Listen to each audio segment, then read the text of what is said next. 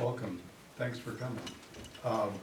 When we put this out, I had thought, well, maybe we'll get one or two people, and I really appreciate you coming here. Thank you, and I hope it's worth your while.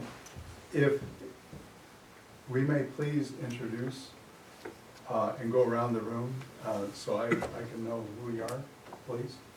Sir, can you please start? I'm Chuck Adams, and this is my wife Diana.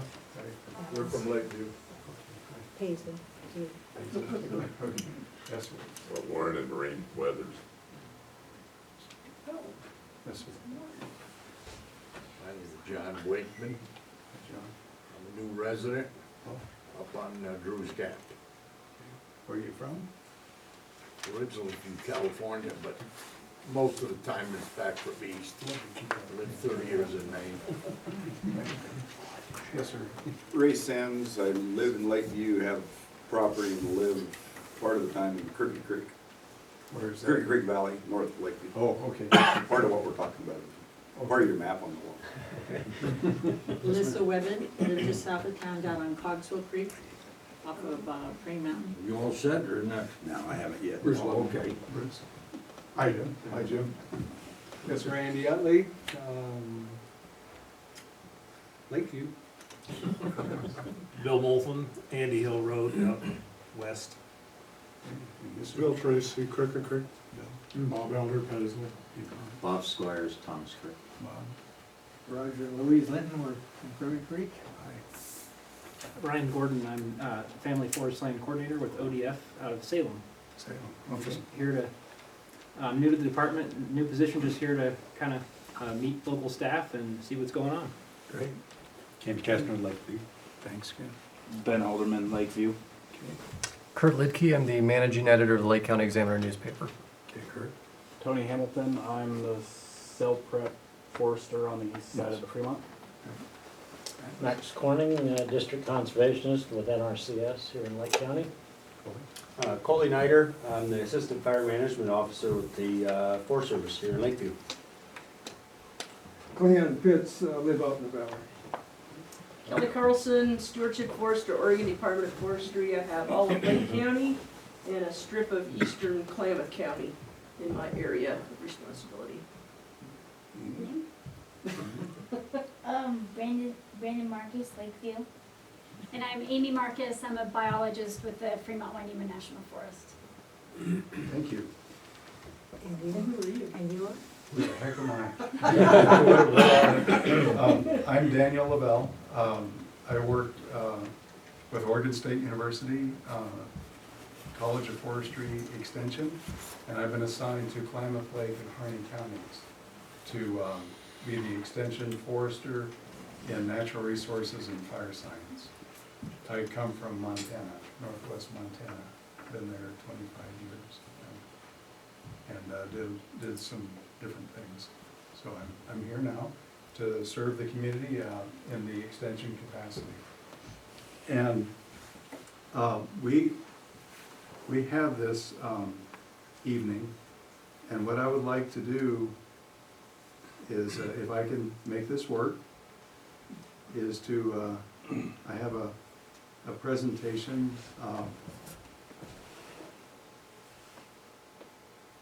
to discuss basic forestry. I've been with, been in the field of forestry and fire, well, since '69, I guess, and every year since in one form or another. Worked in Northeast Oregon and North Idaho and Northwest Montana, and I don't know if this will work here. Let me see. I may have to turn the computer around and show you guys this.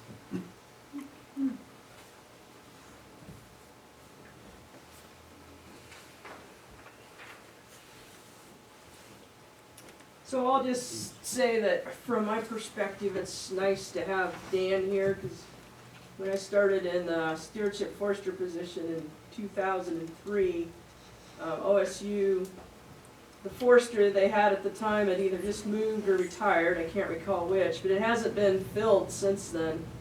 And that position fills a really critical role for education and training and contacts with private landowners that I have not had the time to be able to accomplish like I would like to.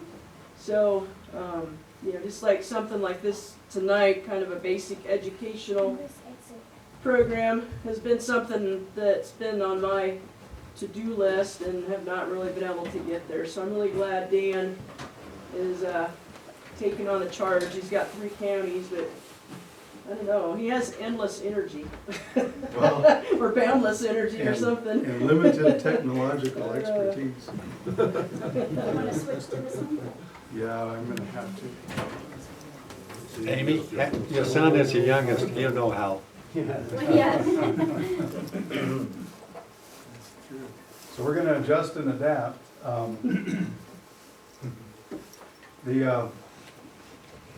Can I tell them how we worked together Sure, before? yeah.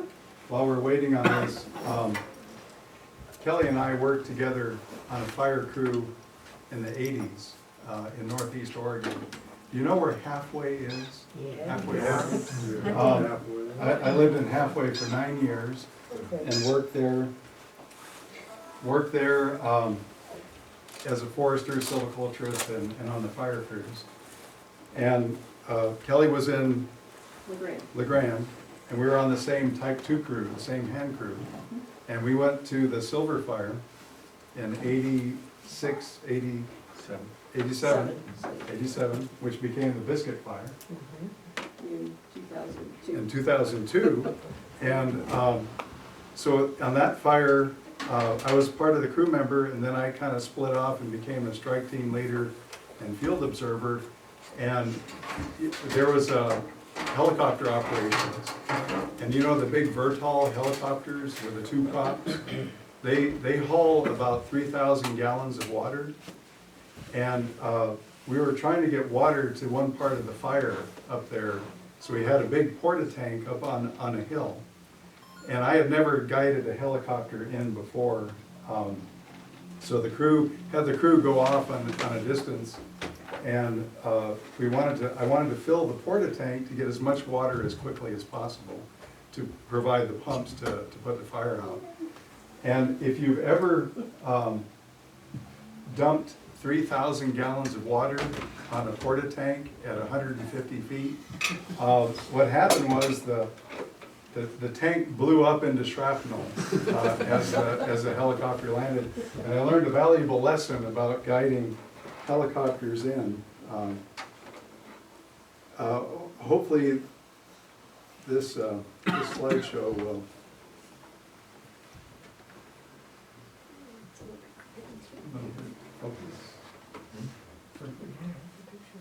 Perfect, thank you. Yeah. So want to talk about, thanks, Amy. Want to talk about forestry a little bit. And what is a healthy forest? And when you think about it, a healthy forest means a lot of things to a lot of people. Is it dense? Is it open? Is it a tree farm? You know, does it have a measure of disease in it? You know, what makes a healthy forest? Is it the quality of water? Is it the openness? Is it the wildlife? Is it the bird species? What makes a healthy forest? And we could all probably have a different answer to that. And in my mind, what a healthy forest is based on what an unhealthy forest is. In an unhealthy forest, you always have some insects and disease in a forest, but an unhealthy forest tends to have more. It has more diseases, more destructive insects. It's more prone to natural disturbance, wind blow and fire and native pests, and fire suppression is a problem, and it's not really adaptable to climate change. It's not sustainable in the logging, and there's just interactions of all the above. Where a healthy forest is one where you can adapt, adjust, it's resilient, it has wildlife, it has clean water, it has it's even attractive, much more attractive. And a healthy forest can work with a watershed, work with a riparian area, and it can release water in a watershed. It provides shade to modify stream temperatures for fish habitat. It can help stabilize the soil, keep it from eroding. It can prevent erosion to stream banks, and it regulates the flow of water. It has a lot to do with water quality. A healthy forest has available wildlife habitat. It has a thick overstory that can reduce soil water capture, infiltration, and it helps herbaceous cover. And sometimes a more open canopy will be more conducive to grazing forage and grazing plants underneath it. And there's insects and diseases always in a forest. Not so much in a healthy forest, but I just wanted to mention there was a black stain that we found for the first time last year in Keno and Sprague River. And this black stain is a new disease that was never documented here. But we're finding it in ponderosa pine stands and Jeffrey pine stands. And it's a fungus. It goes into the soil and the roots. It's spread by root contact. It's carried by these weevils and beetles on their feet. And unlike the bark beetle, the blue stain would, these bugs carry, this fungus is a black stain, and the trees literally choke when the fungus, it dies of thirst. And so the fungus cuts off the water supply from the roots to the tree, and the tree dies. And the closer the trees are spaced, the quicker this black stain spreads, and it's getting to be a real problem, never documented before. To add to all of the other mountain pine beetles and Ips beetles, and it's a little bit different from the blue stain that mountain pine beetle gives. And there are symptoms you can look for on this, and I'm trying to get a handle on how widespread this is, because the trees will die eventually, and that we're trying to get a handle on that. And an unhealthy fire, an unhealthy forest is fire susceptible. In my mind, after working with forest and fire for almost 50 years, fire risk and an unhealthy forest tie hand in hand. And getting fire resistance and a healthy forest tie hand in hand. And I want to talk a little bit more about that. There's only one risk rating system in the country right now, and that's this, that you've all seen on the roads, and that's based on the lightning activity experienced the previous day, expected for the current day, the chance that a fire might start and affected by causative agents, and arson is one of those causative agents, and it's also based on climate and drought monitors, and but this is what gets you the fire danger rating. And that risk, and you know better than I do, since you've been here longer than I have, that we do live in a high-risk, fire-prone environment through here. And the fire hazard, a risk hazard, it's just like welding. I don't know if you guys have ever welded, but welding in itself is a high-risk occupation. It's a high-risk, in a high-risk environment, the sparks, the heat, the current. And to mitigate those risks, we put in all the safety, all the OSHA standards and all the PPE, and we put in a lot of safeguards to lessen the hazardous outcome within that high-risk environment. And some people, they don't. And so they'll do, in a high-risk environment, they'll do many hazardous things for a most dangerous outcome. And so if they all put safeguards and didn't cut the rope off the scaffolding and cribbed up the vehicle a little bit better, their high risk situation could be modified a little bit to a little bit lower risk and a lower hazardous outcome. When you look at the state of Oregon, this is a map in the 30s, and it's a map of lightning activity. So you see from the southwest, the wind currents have forever come off the southwest coast, and they drive, in the summertime, they drive the wind pattern from the southwest to the northeast. And you can see where it's black in the 30s had the greatest amount of lightning strikes, and to the lesser amount in the white. And this map shows the fire occurrence based on these lightning strikes. In the 80s, when I worked with Kelly, I was stationed up here, and I remember that summer in '87, there were 10,000 lightning strikes right in here, and I was a young firefighter, smoke chaser, and 1,000 fire starts overnight from one lightning storm. And I spent the next couple of months chasing smokes and going on fires. But this always has occurred, and it probably always will in this pattern for lightning strikes, creating a high-risk fire-prone environment. And when you look at this map and you look at the map of forests that ODF has put together, look at the comparison on there, and it's no wonder we have forest fires.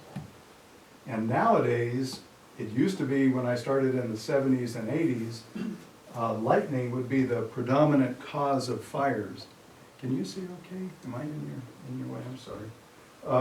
But now, it's been determined human-caused is now 30 to 40% of all fire starts, in addition to the lightning strikes.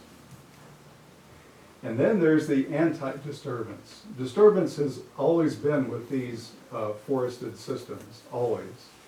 And you had the beaver that came in that was prolific throughout this area. And over the past 100 years, we have been very good about trying to take the disturbance out of the system for our own protection. And we've been very good at it. We succeed in putting out 98 to 99% of all fire starts that occur these days. Our fire crews are very good. So in all those millions of acres you see burned every year, that's the 2% that got away. And so we can't take that, we can take the disturbance out, but the only thing you can count on in a forested system, an ecological system, is that you can't count on anything staying the same. It won't. Trees will grow, a biomass will be produced. Disturbance or not, you will get the production out of that forest one way or the other, and you'll get the mortality out of that forest as well. And the stress. So when you look at risk, I don't always succeed, but I try to live my life as much as I can in this corner right in here, where you have a low probability of risk, you have a low consequence, and you have a low duration of risk, of outcome. And I try to stay away from here. Didn't always succeed when I was younger. I try to now. But what you don't want is a high probability of risk, which we live in right now for fire-wise. But you want to mitigate so that you don't have a high consequence of outcome for the hazard. And so that's what we're gonna talk a little bit about. And to minimize that risk in a forested system, we recommend thinning. We recommend even thinning and leaving greater than 40% crown on the trees that are left.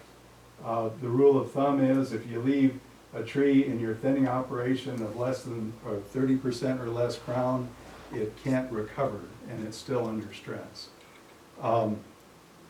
And harvest during certain times when insect and disease vectors are least active. Look at planting for diversity where it's appropriate to do so, and watch out for poorly drained soils.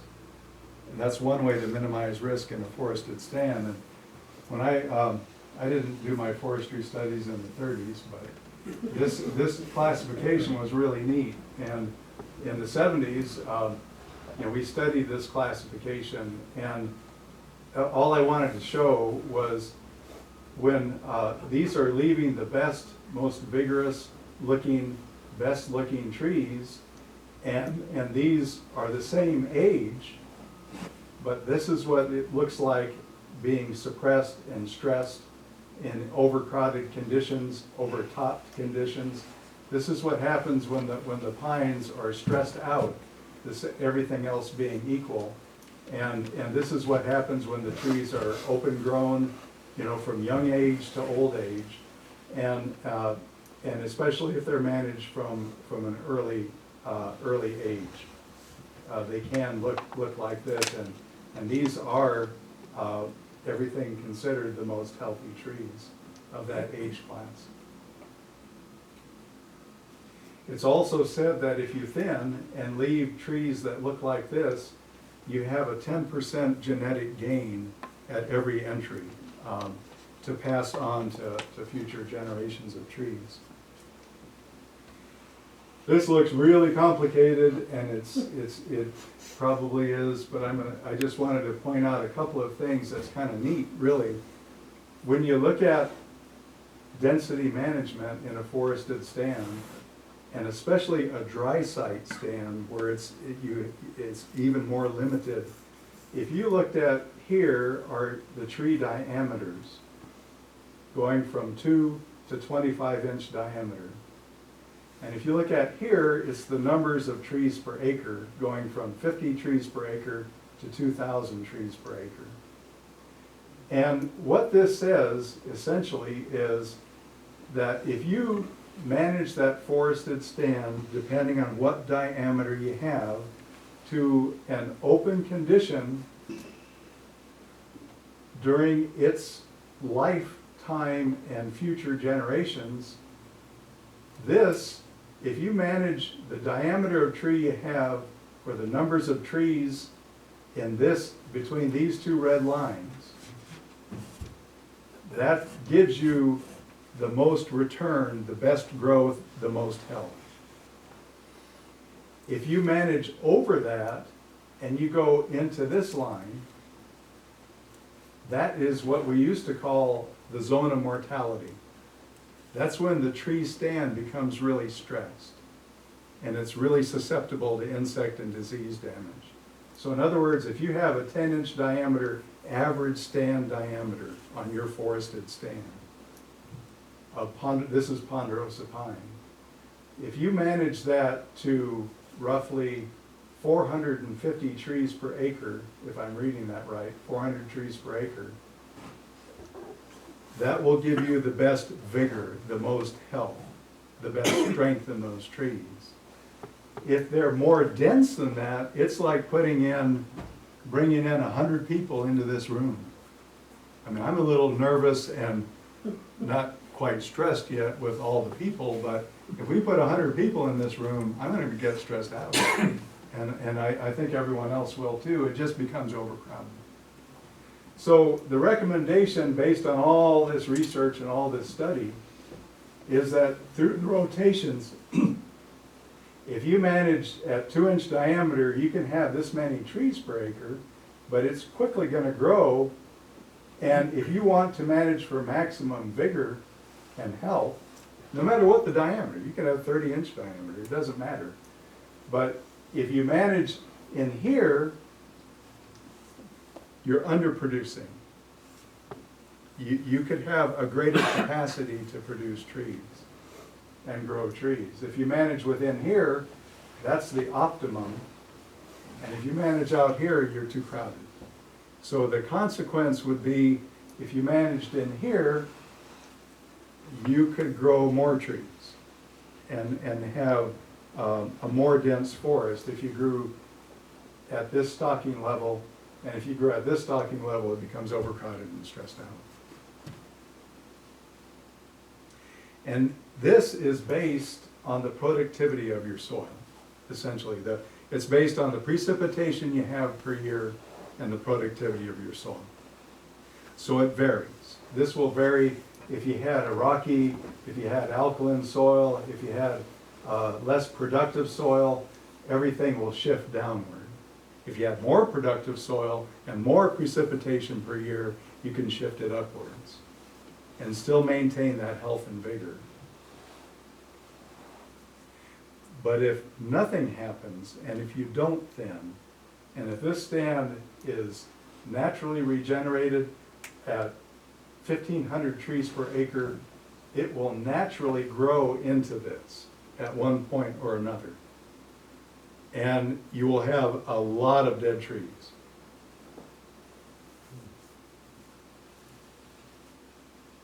Any questions? I don't know if I confused myself a lot. Any questions at all? Yes, sir. Is there a way we're, have Forest Service ownership adjacent to us? And I talked to NRCS before about trying to get our soil survey. Yeah, they said that it wasn't produced because we were adjacent to Forest Service. So I was wondering if you had any suggestions on how we could, where I could go for information on it. I do have a suggestion, and when I'm done, I'd like to talk to you about a mentored management plan that does that. And if a landowner decides to do a management plan, ODF Stewardship Foresters and our extension office can assist in putting that together. And the reason I mentioned that after your question is one of the basic foundations of a plan is to get to know your resources. And soils resource is very, very critical. And we have resources that can get you that soils information. I think what Warren's saying though is we have areas down here where there have not been any soil surveys done. We could still do some So how does measurements. an individual go about getting that information at that point? And we can do some measurements. It wouldn't be a soil classification, but we can Give tell some you ideas. what the texture is, what the pH is, how fertile the soil is. I mean, it would be nothing really fancy, but we could at least give you a start on that. To a point where we can figure out what we needed to do. I think we could come up with that. Good. Right? No, we could. We'll get Pete out there. Where's Pete at? Yes. We need Pete. Yeah, we have resources that can do that.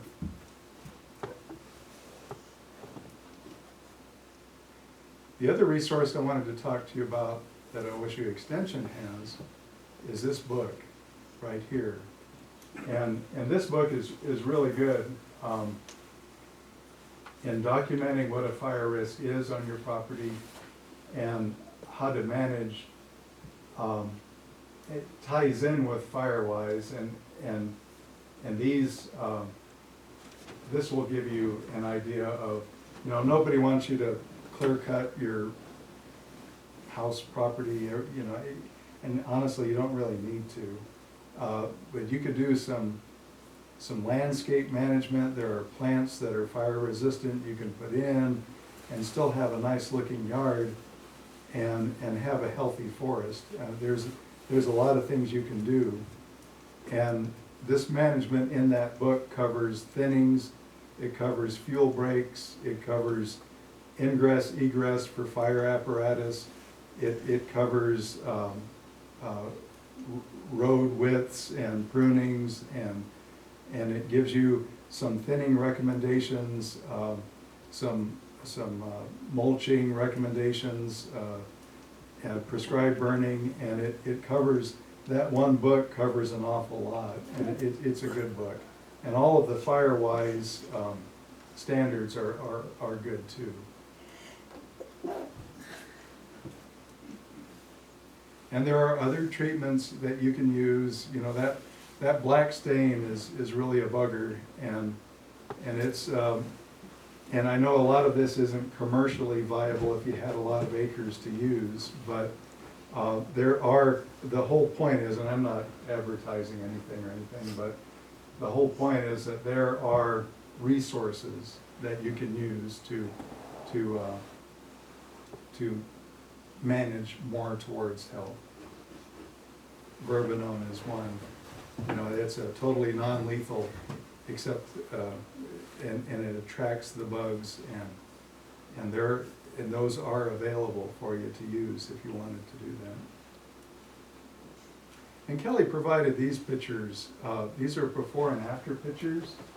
And when you look at this, and I wanted to throw in too that, you know, this whole fire thing, when I started fires in the early 70s, I went to 2012, and I don't know the science about this. I'm just saying my observation is that fighting fires in those years, from Florida to Alaska to California to all around the country, you know, in the 70s, we used a lot of fire management tactics to put out the fires that you can't use now.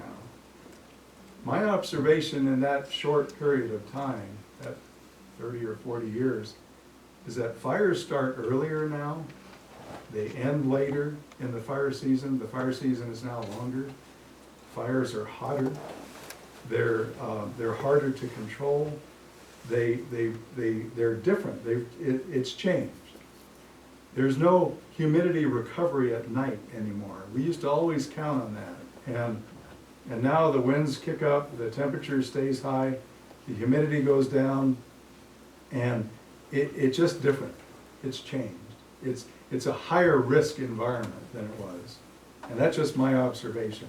And so when you see things like this, that risk just magnifies tremendously. You know, this helps more than I can say. When you look at something like this, that looked like this, these trees have gone, this density has gone into the zone of mortality. And you can see the results of that. My guess, I don't know, but my guess is that this tree could be as old as that tree or that tree. It's just been stressed, it's been overtopped, and it's dying.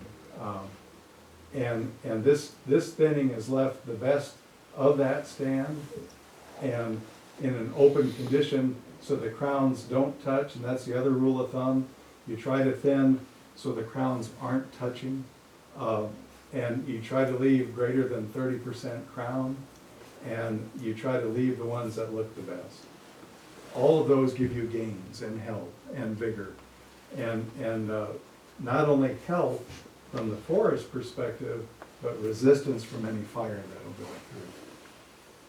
We can never guarantee anything's going to be fireproof, but to lower the risk is the best thing you can do. So can I give a little perspective on this? Please do, Kelly. Please. So the top two pictures, that's a landowner here in Lake County, southern Lake County. And they did a combination of a commercial harvest and then a non-commercial thinning of approximately 10-inch and less material. It was a cost share. The thinning was, non-commercial thinning was cost share. Not NRCS. Lake County Watershed Council, Marcy Schrader, love you know Marcy. She and I worked together on this. And this is going to kind of tie in later on with when Dan talks about management plans and the importance of having one of those to help guide your processes. But so Marcy was able to fund the removal of the juniper, and then she and I both were able to provide a little cost share for the thinning of the non-commercial. And then she also worked with the landowner on an aspen enhancement project, as well as developing 2 springs. And some of this landowner's objectives were wildlife. He likes, there's elk and deer on his property. So enhancing the vegetation. He did have bark beetle in there.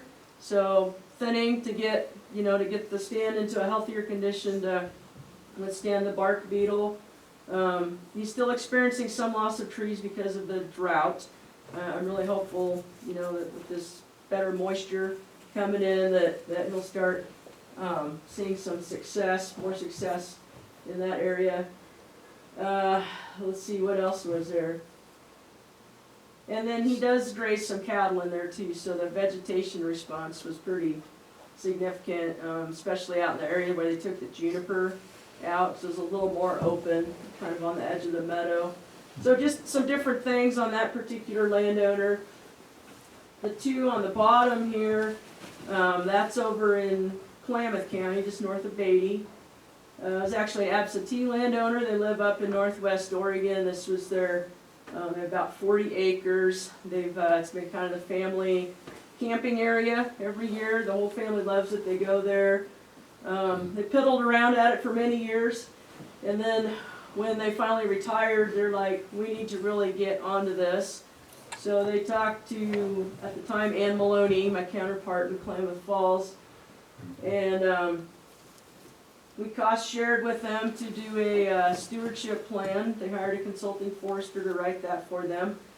And then that helped drive their objectives through the next 4 years. They worked with, I'm gonna say, ODF. I helped with some cost share funds for the thinning. They chose not to do a commercial. They really didn't have enough material to make that cost effective.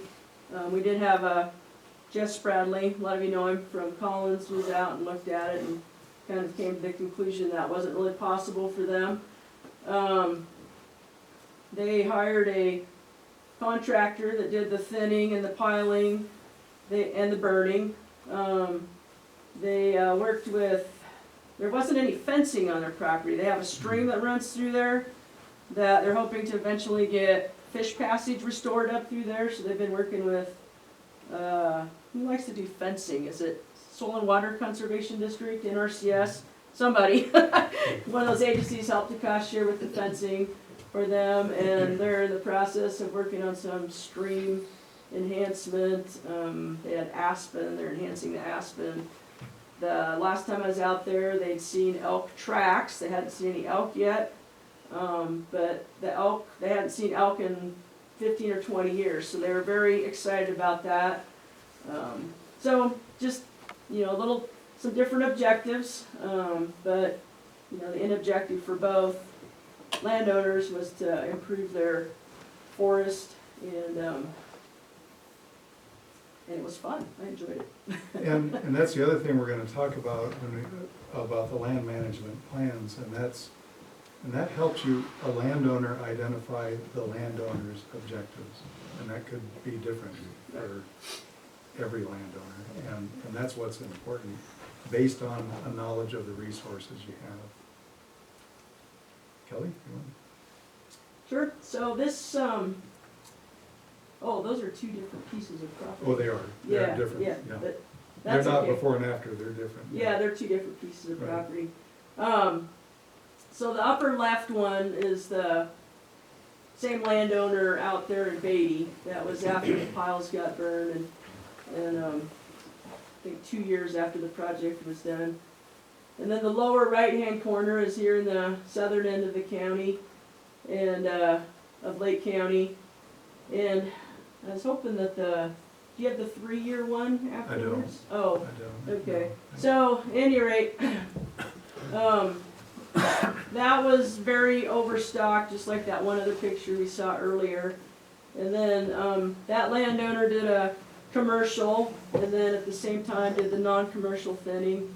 And we helped with some cost share for the non-commercial portion.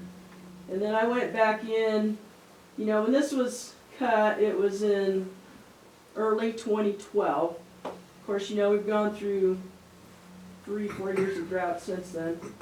And then I went back last fall and took another picture. And the trees are really starting to fill out, the crowns are starting to fill out. And it was looking pretty good, I think, considering, you know, what we've been experiencing climate-wise. So, again, you know, the landowner, hopefully there'll get to be some more grass growing up for vegetation for the cattle. And that was, you know, one of the objectives as well, is improving the stand. And, you know, eventually that will pass on in the family, and hopefully they'll be able to do another commercial harvest in another 30, 40 years down the road. So. Great. Thank you. multiple benefits with upland enhancement. This is from the Watershed Board. Marcy Schrader had these.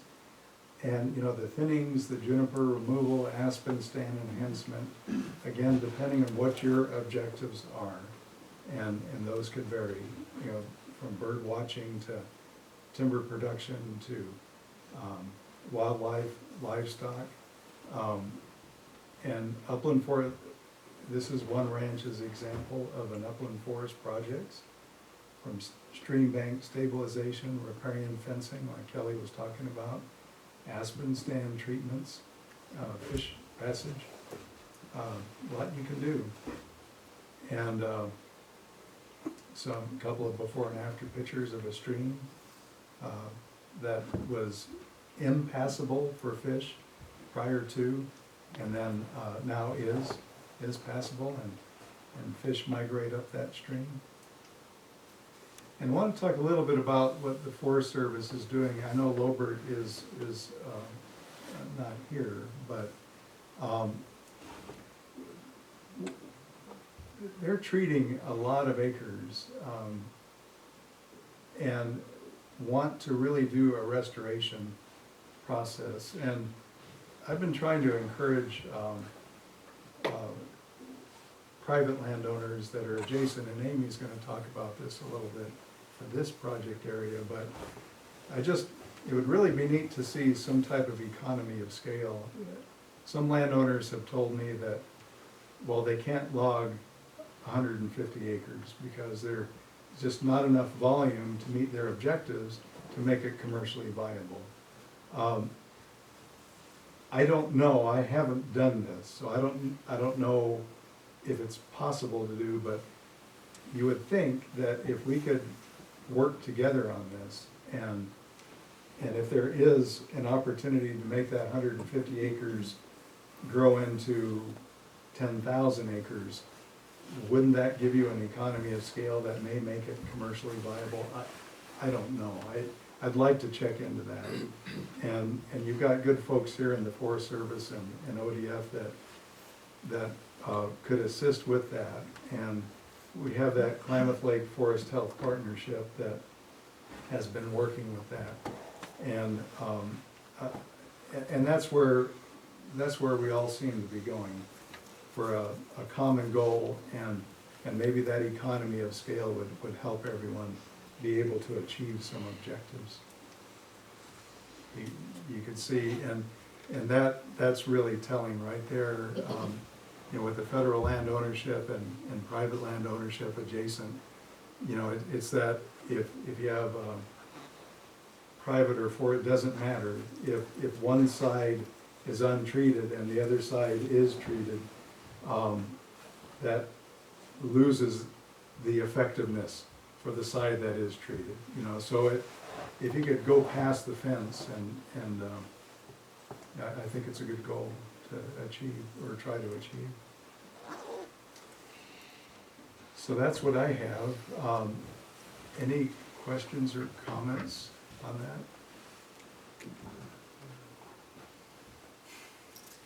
Oh, come on, you guys aren't always this quiet. I have Yes, one question. If you have an overstocked stand, is there a point where thinning will not release stunted trees? Is there a point that the trees get stunted if they're overstocked, and thus doing the thinning may not be beneficial?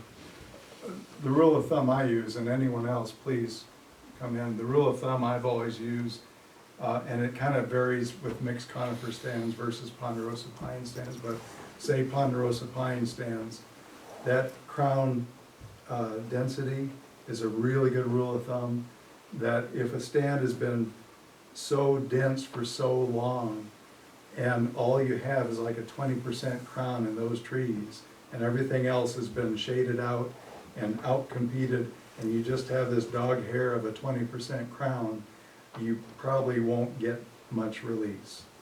It probably defeating the purpose. And what you probably will get is a lot of blowdown, because the roots are not strong in a condition like that. the roots are stronger if it's a more open grown. If the canopy is 30% or greater, and the greater the better, the root mass, because the rule of thumb is that a root mass will be proportionate to the foliage mass. So if you, and pines not having a taproot, you could have a 1-to-1 ratio. So if you have a 20% crown, you're gonna have a skimpy root system. And that skimpy root system is not gonna be enough to release, to put more branches on a tree or leaves, needles, and it will probably not have enough strength to hold it stable in a windstorm. So that's the rule of thumb I've used in ponderosa pine stem. Mixed conifer is a little bit different in that if you wanted to manage for Doug fir or white fir, if you wanted to do that, they're a little more shade tolerant. So it's roughly the same concept, but a little greater density. And it's usually a little more productive soil to boot. Yes, sir. Yeah, kind of a question on organization of things. We live on Cogswell Creek, about 10 miles south of town. We've been working on a juniper clearing project. We've done some selective logging. We're now involved in some water projects, but it's still not clear to me which agencies are responsible for what. You mentioned different funding from different sources. So from the landowner standpoint, it would be helpful to have a guide so you kind of knew, and maybe even, if you mentioned a mentor before, maybe even somebody that, if you decide to go forward, it's your single point of contact, and then they know how to work all the system. Does that exist? I guess that's the question. Max is our. And that's what we're trying to achieve. You know, with this, this is a standard extension publication for developing a plan. And in that plan, part of that planning is to know your resources, get an inventory, to get the resources available. And that's why Max and Kelly and these guys are here, is to try to give you that. And Kelly's got stacks of material that will help answer that question. And Well, that's my wife's why better informed than I am, but that's not the first time. Oh, no, it's, Well, what often happens is, like, you're a private landowner, so you'll end up at ODF or maybe down at NRCS, because they work with private landowners. And then, we start asking questions. We might go out and visit your property, and then, if it's like, well, forestry's kind of an important part of this for you, then, Max would shift you my direction. If it's like you have a bunch of juniper, then I'm gonna shift you towards Max, or maybe Marcy Schrader if there's potentially some of the Watershed Council. So yeah, it is confusing, we know, but we kind of know who does what, and we can help and shift you in the right direction to. And if I can say, all of the agencies, it's not mandatory at all, but it's preferable if you have a plan in place, and the research, you can schedule out and go to these guys with a plan in place. They're better equipped to work with you to implement what you want to do. And that's why we're mentioning this management process. Yes, sir. I'll just mention too that you can work with with a number of these different agencies to put one of these plans together as well. We've been working at the state level to coordinate that. So one plan works for a lot of the different cost share programs that are available. It does. It really does. And fortuitously enough, I was going to say oddly, no. A good thing is that they're all similar. The plans are similar in format and what's required to do. So but on the next, Amy, did you want to go next? If you may, please, and then Max, and then Coley, and if that's okay. Yeah. I should say. Again, I'm Amy Marcus. I work for the Fremont Monument National Forest.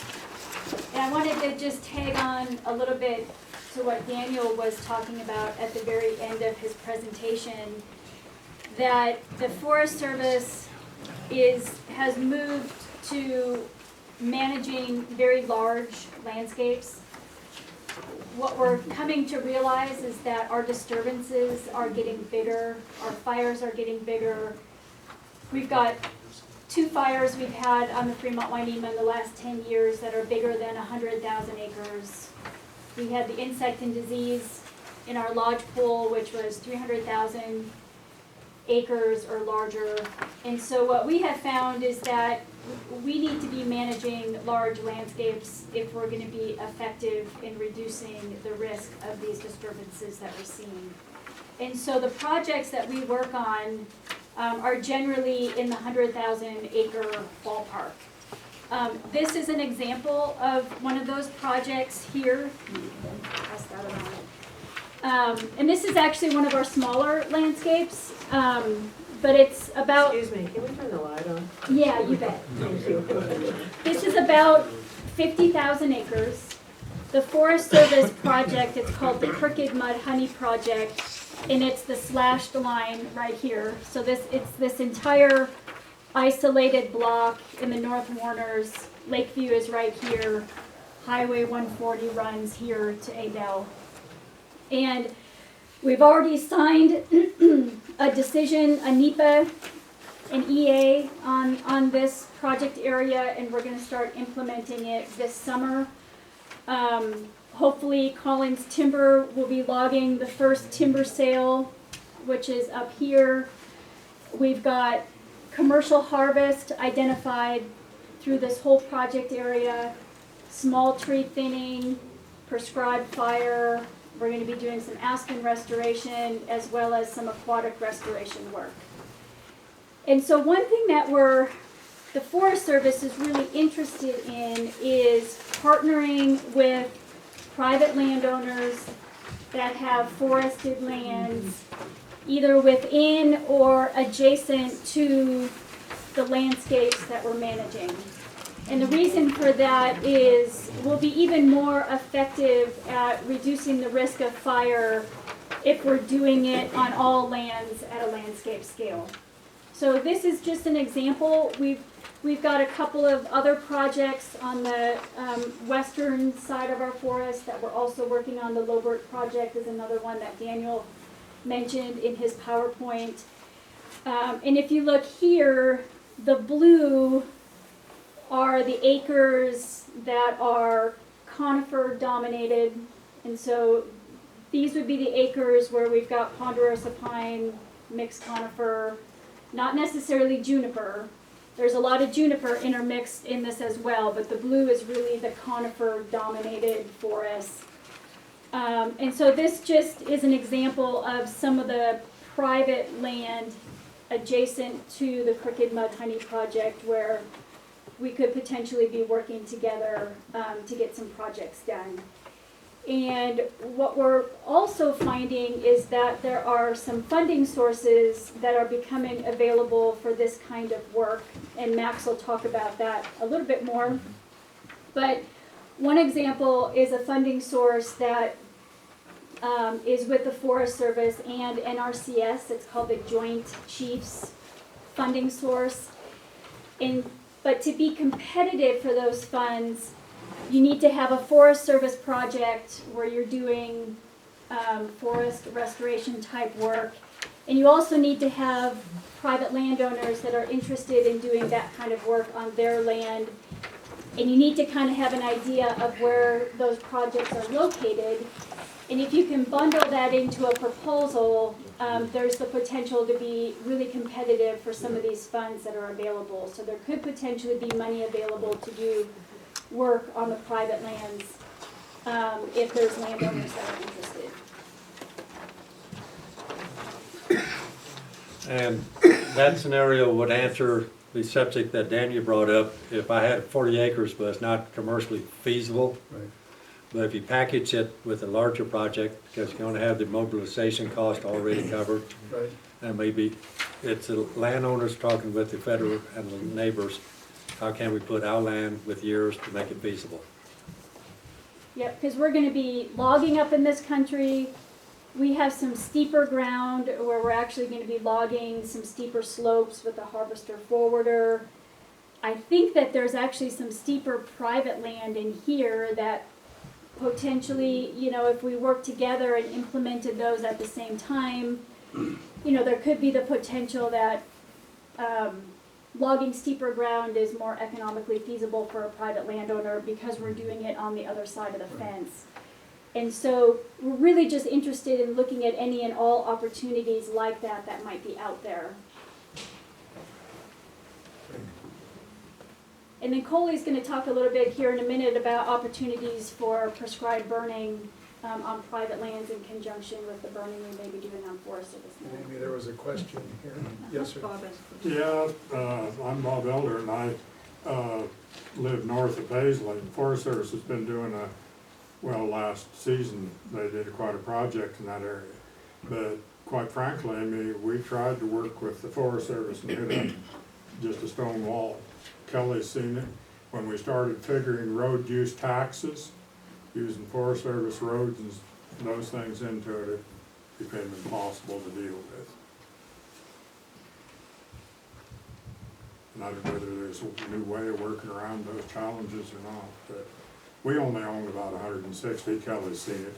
There's various rock piles and stuff in it, but I can speak for a neighbor that lives out of the area, a couple of 100 acres that he owns, but the Forest Service did log right in again, both of us, but we got But you had nowhere. issues with being able to use national forest roads? That's one of the Running issues. trucks, okay. That's Yeah, one the of road issues. use fees are often high enough that it's not economically feasible for a smaller landowner to be able to afford them. And Well, there's not a great amount of money. ran into this often. You have to try to pay the bills as you go, and there's not a great amount of money in excess. And it would have been nice, and from my opinion, to have had some kind of a cooperative effort. Years ago, we even wanted to do, we had sheer construction, was gonna build the fire bricks in it, and we were gonna try to understory burn it. And we met great resistance actually from the Forest Service in doing that. And so we've been kind of hog-tied in it. I've said no. Yeah, I don't like to do that, because that's exactly what I think there's more and more interest within the Forest Service, especially from Connie, our forest supervisor, to do more cooperative management like that, so. Well, we even fought for virtually a year to get access to the private lands that the roads go through the Forest Service. And that took essentially a year, and it's still not totally done yet. May I please ask when that was? When that was? When it was? Just last year. Oh, just, okay. Well, this is something I'll definitely talk to our forest supervisor about and make her aware that there's landowners that have hit roadblocks like that and can hear enough from the Kelly's seen county the road, commissioner. and I took her up some of them, and those roads don't even appear on the use maps anymore. And then to get through I call it the bureaucracy. And sir, you had a comment too, yes. I don't know if I should make a comment or not, I'm liable to get thrown out. It's a friendly But crowd. the problem isn't with you people. Us people. The problem is right up in Salem. Now, I don't expect to have the experience this guy has in working in the state of Oregon, but pretty well all forestry and management is the same no matter where you go. Now, I lived a long time in the state of Maine. I worked in the woods. We had a fairly large nursery business at one time. And then when I got busted up, I went in the firewood business for winter. And we had a small acreage, about 800 plus acres. And for many years, we managed all our own stuff, our layouts, the way it was categorized in it, like A, B, C, D, and so forth. And that was sufficient. And we did a good job for the maps because of the land, the plot doesn't change. Well, the state of Maine kept they got the California model. They kept changing the rules of the game in midstream. And finally, at the very end, they come up with a scheme, this is from the legislature, saying that no private individual now was qualified to lay out this stuff anymore. I've been doing it for 40 years, but I wasn't qualified anymore, and here with thousands of other landowners. So what they did? They pushed everybody right out of the program. I thought I was gonna have to go to court. Have you tried that here? Not yet, I haven't. Let's hope it won't work. But anyway, the bottom line is that the regulation, and I noticed there was a comment made, you had little chunks of ground, 50, 100 acres, and it's not viable to have $1 million worth of equipment with a harvester and a dilemma and all that stuff come in. In Maine, when I moved there was, in the little town of Monson, there was 25 skidders. Now, a lot of people get all bent out of shape about a skidder, but with the right guy and the right kind of plan, and most of the people are pretty capable because they cut on wood lots for owners. Some people own tens of thousands of acres of private land. There is no federal land in Maine, thank God. In the private land, these people would go from lot to lot. And I've had some of them cut off and on my land for like 35 years up there. And they did a really good job, but they brought the overhead down. Now, if you have 4 or 5 chunks of ground, like 100 acres and a 50-acre chunk like that, commercial won't go in there because there's not enough money. But this guy will go in there. He'll do a good job. He won't tear up the ground. You'll find a market for the wood that you can make some money on. That's what the whole game is about. So we do have, this guy said you gotta pay the bills. You gotta pay the bills. so there are operators here who have very low overhead. I mean, you've got larger operators and smaller, what I just call a little one-horse operator, that they could keep their That's what you're overhead saying. The pretty problem low. is Yeah. that the regulations Well, and the threshold have squeezed these guys out. You know how many guys in the state of Maine are in this one town? We had 25 skidders before, there might be 2. So what happened to all the rest of them? And that's through the whole state is like that. They put them out of business. Maybe we ought to try a different model.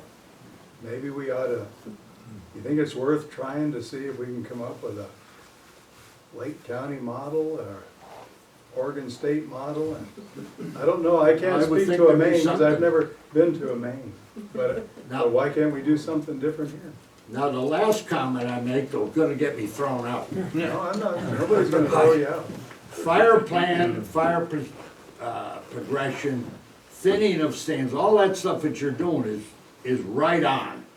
People come from the city to buy a little chunk of land, the stuff grows up, it needs to be weeded out, especially juniper. I kill every juniper I can see for 1,000 miles. Because they're nothing but an invasive species. All they do is suck water. Before my grandson joined the 82nd Airborne and went over to Afghanistan, get his legs blown off, he wanted to start a firewood business in his senior year in high school. I said, I'll help you, whatever I got. And he right away, because people liked him, he found a lot he cut on. The people in there that went in there, this guy was crippled, and he's a decent fellow. The people go in there and they cut all them chairback stumps this high, never piled of brush, and that turns the landowner right off because it makes an awful mess for the next guy. So we went in there and spent 2 or 3 days cutting all these stumps, and I brought a big machine up and we raked all this stuff and piled it, and the guy was really happy. Well, the end of this program is that there was a lot of big juniper on there. And I mean big, like 200 years old, when you count the rings. And I saw the fellow the other day, And he said to me, John, he says, how's your grandson doing? Because he has, you know, artificial legs now. I said, he's doing great. He said, you know, there's all grass and everything growing in there you guys cut off. We cut all the juniper. We didn't get the whole 80 acres, but he said, I can't believe it. I haven't seen as much water in there since I was a kid. Now, this is the dry spell that ended last fall before we started these rains. And the forester come up there and he told me, juniper that big will drink 2-3 barrels of Wait, water you know a why day. that is? Because, remember I said the root to foliage ratio is 1-to-1? You know what it is in a juniper? 8 times a root system for the foliage. It's got a taproot that'll go down 12 feet. Now you remember, some of these juniper up there were 4 feet in diameter. Yeah. Now that's pretty big wood. Take 2.5 tanks of gas with a big saw just to cut it down, cut it up. But some of those 4-foot junipers are only 100 years old. 4.5 foot we have some of them. They're not all very old. No. It's a species that is adapted to warm and dry better than any other species known. I should just say you this, people get a kick out of this. I got friends up in the John Day Valley. I was talking to an old rancher up there last year, and he was about 90. And he showed me some photographs that were taken by his father there about 1920, Hardly any 25. juniper, but You could look up the John Day Valley for quite a few miles. There wasn't one single juniper. yeah. 0. Now it's all juniper. We can learn from a history, huh? Thank you. Thanks. Cut them and get rid of them. Amy, what's the time schedule on that mud or crooked mud deal? How long are you gonna work on that? Well, with our agreement with Collins, it will be dependent on how much wood comes out of each sale. I think it was planned initially for 4 or 5 years. My personal opinion, I think it will take longer. It'll depend on, as we progress down the hill, what we are gonna cut, but there's some economics involved in the way we do a thing, so it's not just a block of ground each year, like some of our other timber sales. There's some other things involved, so I think it will take longer than planned. My guess would be more like 7-ish years, would be my personal guess. So out of that, is Fremont going to get good timber, or is it going to be the stuff that they had to close for last winter because the quality of the wood was so poor that they couldn't sell it? We are cutting some bigger fir up there, which is good. We're moving in that direction. There was no upper diameter on the fir up there. That's not always a good thing in the fir. A lot of times when they get great big, you lose a lot of quality in them. But they're sound wood also. Our last sale, the first sale up here that was put up, there was more board footage per acre than any sale I've ever done. So the volume's there, but we're still restricted cutting the big pines, so it will be a lot of the same, but we are cutting some bigger fir, so that's at least a step forward. Coley, did you want to go ahead and give a spiel on a prescribed burn? We certainly can. Then you please do that. Yeah, absolutely.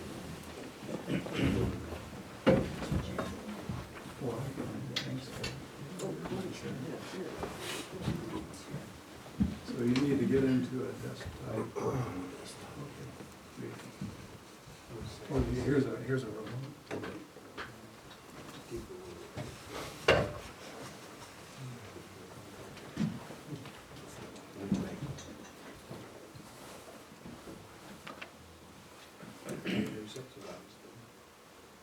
You know, I think it was, I drug it over here. Did I lose it for you? Yeah. It was put things right back in.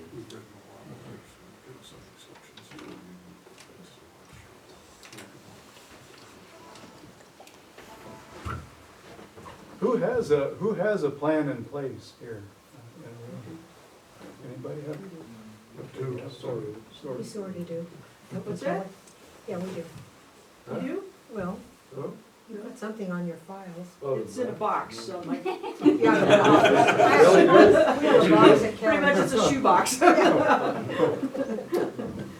So Daniel told me that there are probably only gonna be 5 folks here. And so, a little bit bigger crowd, you know, and so my public speaking skills are gonna show, I guess, so. So for the folks that don't know me, I'm Coley Niter again. I work out here north of town at the Lakeview Ranger District. I'm the Assistant Fire Management Officer out there. I've been there for, going on 16 years this year. I've been in my position for probably around 4 to 5 years now, so my current position. One of my biggest passions is prescribed fire.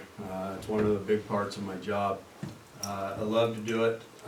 It's risky business, but it's something that it's a way to restore our landscapes, and it's one of our tools that we use. It's not our main tool, but one of our tools we do use. Basically, like in crooked mud honey, from when the first log leaves, probably looking at 3 to 5 years before we actually go in and do any prescribed burning. So we'll follow the timber folks as they move out. We start moving in with our projects. So basically cleaning up if there's any residual piles left over, any logging slash left over, or the ground that's too steep to log. We'll use fire to help thin those areas. So basically I wanted to just go over a few of our benefits that we get for prescribed fire, some different types of fire that we can use, and then also how it may apply to you folks, and how we might be able to help work together on some of our ground together. You have to do it by hand, Cody. So basically, prescribed fire, when I'm looking at a piece of ground, my main objective is to get rid of hazardous fuels. I'm looking at anything on the ground that would cause large fire, you know, a density of ground fuels, and then also ladder fuels. What Daniel talked about thinning, a lot of times some of these stands, we may thin them out, but there's still a lot, especially in the mixed conifer, like we have in crooked mud honey. Fir trees have their limbs go clear to the ground. And fire is one way to limb those trees up so we prevent fire from reaching the crowns if there is a wildfire. It's something you can't do unless you're out there with a pair of pruners, you know, and you just can't do that over large landscapes. Second main thing, we're looking at cutting back in the meadow areas, getting rid of the juniper and any conifer encroachment, and increasing food for both wildlife and for grazing. And then obviously we're wanting to introduce fire, especially in our ponderosa pine stands that they've evolved with fire, and there's a lot of parts of that ecosystem that rely on fire to sustain themselves. So basically we're looking at helping out wildlife, increase grazing, and help reduce the risk of wildfire. So looking at a couple of the types of prescribed burning, this is our main one. This is how we get most of our acreage done, is understory burning. This is actually in the South Warners Burnt Willow project. The left slide is actually after a pre-commercial thin. They just left the material on the ground. Typically like to wait until the needles fall off of the limbs, because otherwise it'll be a little too hot. So you can see in this picture, after we've let the needles lay about 3 or 4 years after that's been cut, we'll go in and underburn it and clean the rest of it up. So that was actually right there by Burnt Creek at 5 Corners up in the South Warners. So this option, so there's a lot of planning, a lot of effort that goes into this. This is not something we just go out one weekend and say, we're gonna do this.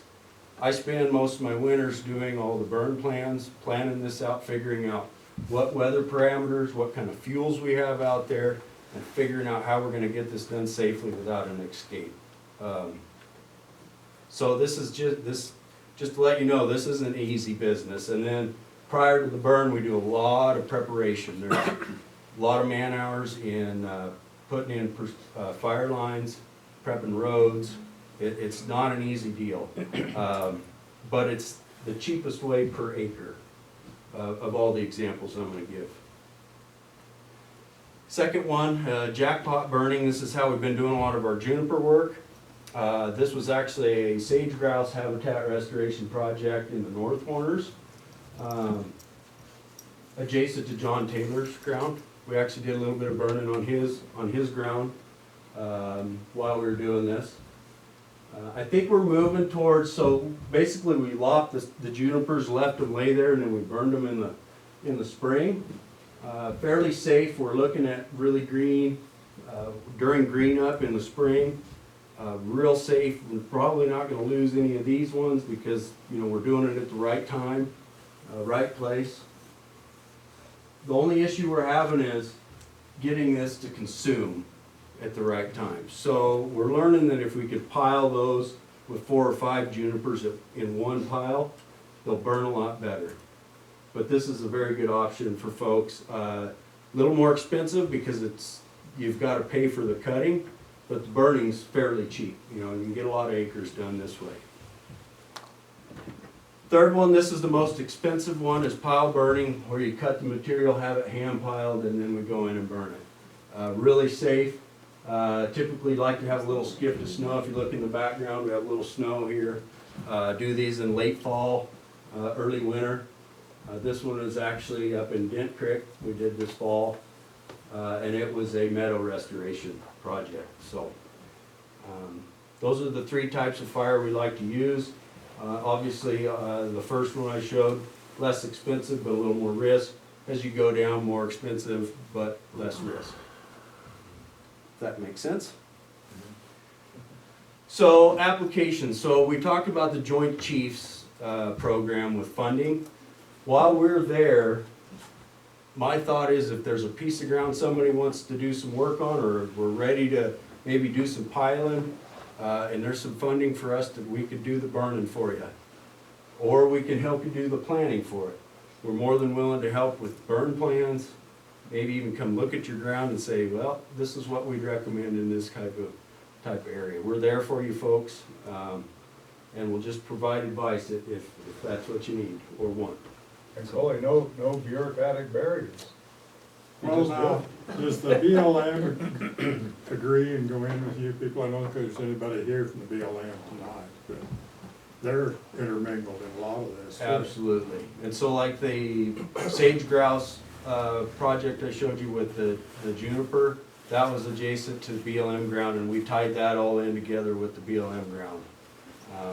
But for this Joint Chiefs, I don't believe they're a partner in that. So does it have to be for sage grouse or something that you'll come in, or would you just come in on private property? So there's agreements and there is bureaucracy. I'm not gonna lie to you. It can be done. We've done it a few times. Doesn't sound like it's easy, huh? It's not real easy, but it's mostly on our end. And it's getting what's called a Wyden agreement in place. And it's basically covering us and the landowner as well.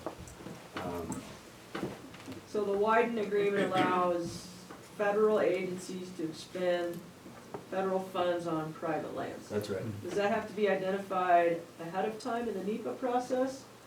Or if it hasn't been, the landowner knows there's a project going on, can they contact and maybe still make that happen? Yes. And Kelly, I was gonna ask that too. So if John has a project that he wants to do, what is he, where's the start? Does he just come into the office and? So, and correct me if I'm wrong, Amy, I think we have to go with, I think what we're pushing here tonight is the Joint Chiefs funding. And I think we have to start there to make sure we can get the funding. And then we go into the planning phase of how we're gonna get it done. So we need to get identified as landowners that are interested, that's the primary objective right now. And who do they tell that interest to? Kelly, you? I think Any any of one of us? us. Any of us? Yep. Okay. But it has to be in this project area, Or adjacent to. Not necessarily. or adjacent to. Yeah. So the Joint Yeah. Chiefs only applies to This is that the area. one we're focusing on right at this point in time. Within the big blue area? Yeah, so everything that you guys hear tonight, if you're interested in doing that type of work on your land, whether it's in this project area or not, I think anyone here, Max, Kelly, Coley, Daniel, myself, would be willing to help you. This is a project where we're interested in applying for a Joint Chiefs funding request. And so we're kind of specifically looking for landowners within this project area because there's the potential for funding there. But if you're interested in doing work outside this project area, we're here and available to help.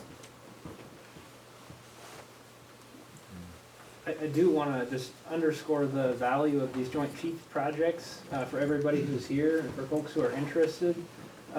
There's a great example up in Northeast Oregon. It's called the East Face of the Elkhorns project. It's a Joint Chiefs project. And these bring in a lot of cost share dollars to help private landowners get work done on their land. And I know there's a lot of concern here about bureaucracy. And I can't speak for the federal agencies. I know that all the bureaucracy doesn't go away, but what these projects help to do is to kind of bundle a lot of that work up so that they can line up a lot of projects kind of in unison and get through the bureaucracy a little bit easier than taking them on one at a time. I just have a question about, what about Red Rock Biofuels? Where you're taking up the fuel, I mean, the Forest Service, you know, it's all public land. But are you working with them also? Because, I mean, that affects private landowners too. Absolutely. It's a resource. It is, and yes, we will be working with them, but in the past, when the other biomass facility was supposed to come in, we stockpiled thousands and thousands of piles of biomass, and now we're in a position where we're trying to figure out how to get rid of that biomass. Coley. So we can't plan on a whole bunch of it, but.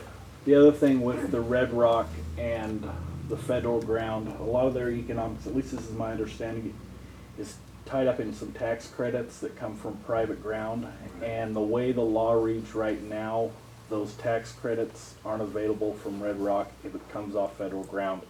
And I think Wyden and some of the other guys are working on that now to get that changed, because we do have a lot of resources out there that can help feed it. But I think that's where it's at now, at least on the federal ground. Jim, do you have any further comment on that? Well, I'd just say that that's true, and I think the good comment about when we attracted Iberdrola, I really learned my lesson. We had a celebration party with the town in Iberdrola when they broke ground. I won't have a celebration until Red Rock has smoke coming out. But anyway, we do have to get around, there is the federal law and the tax credits. Right now, their plan is to get all their material off private lands in a 125-mile radius. That will not, Jim Walls' opinion, not theirs, that will not sustain that plan.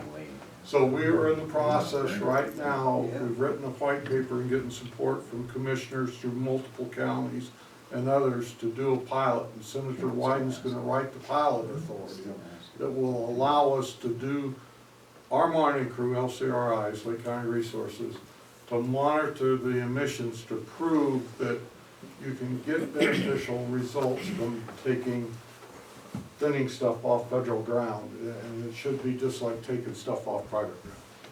Property line goes down the middle, this is eligible, it's federal land, it's not. But we gotta go through that research to make that proof, and so we're writing that proposal, and Wyden's agreed to do the pilot authority, to write the legislation, and staff of last week said probably 2 to 4 months to write that, and then we'll go into the pilot authority to hopefully get that done. So it's down the road, but we're working to get there. There's bureaucracy everywhere, so I'll work through those things. It's just cool.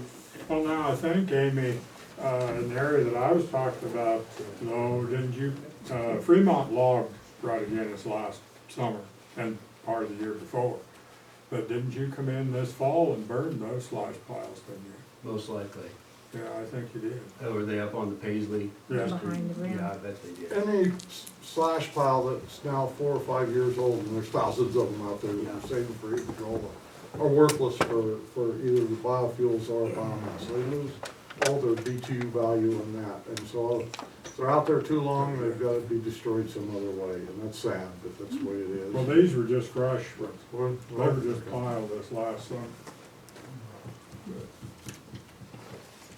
So I have a question for you. So this isn't the first Joint Chiefs project, according to that gentleman? There's been other Joint Chiefs projects in the state of In Oregon. the state of Oregon.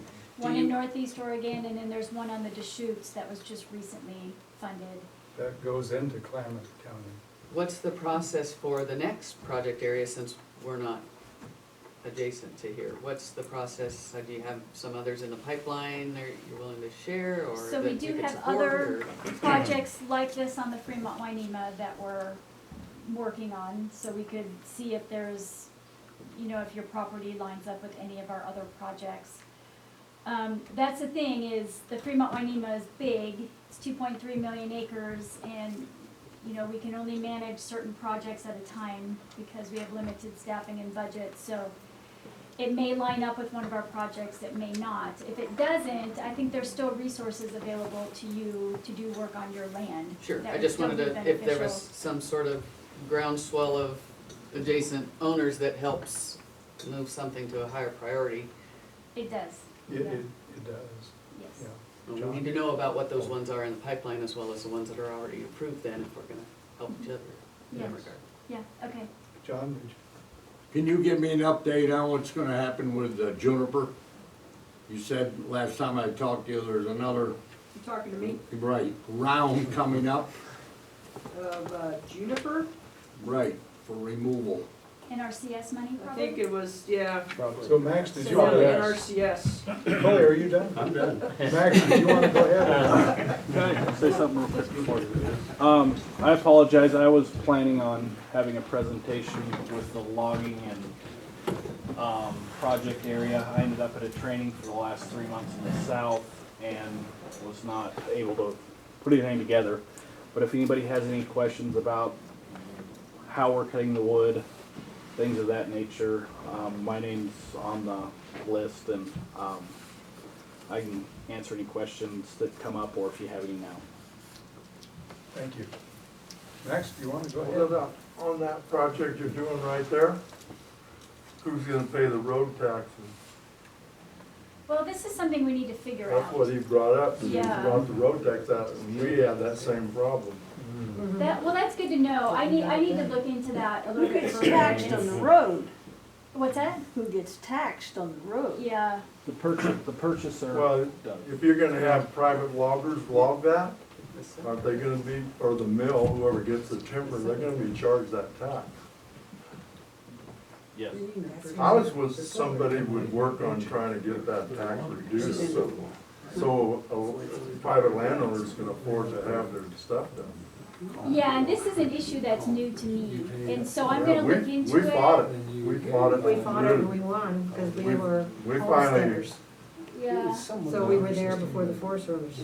we didn't have to pay that tax. We called Wyden and all of them, and we hung on that phone for weeks. We almost went back to Washington DC, but we got it taken off. if this is an issue that's keeping private landowners from having the ability to log their own lands, it's an issue. And so I'll be talking about it with our forest supervisor, and I would encourage Ken and the county commissioners to talk with Connie, and we'll try to chase this down as much as we can. I can't guarantee that we'll have Well, I know, good yeah, answers, but we'll, Fred was supervisor at that point, and he helped, but it was up to us, just staying on the phone day and night.